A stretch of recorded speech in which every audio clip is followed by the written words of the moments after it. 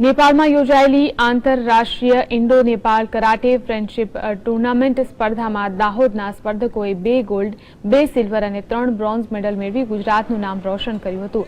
આ સ્પર્ધામાં દાહોદના 7 સ્પર્ધકોએ ભાગ લીધો હતો, જેમાં આ તમામ સ્પર્ધકોએ દાહોદનું નામ ઉજાળતા તેમનું શહેરમાં ભવ્ય સ્વાગત કરવામાં આવ્યું હતું।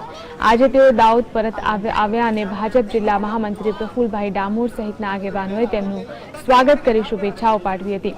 આ પ્રસંગે ભાજપના યુવા મોરચાના કાર્યકરોએ પણ મોટી સંખ્યામાં હાજરી આપી સ્પર્ધકોનો ઉત્સાહ વધાર્યો હતો।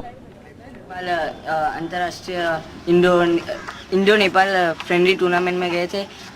28 और 29 मई दो तारीख को हमारी मैच थी और उसमें हम लोगों ने दो गोल्ड, 2 सिल्वर और 3 ब्रॉन्ज प्राप्त किए, जिसकी वजह से हमने देश का और दाहोद तालुका का नाम रोशन किया।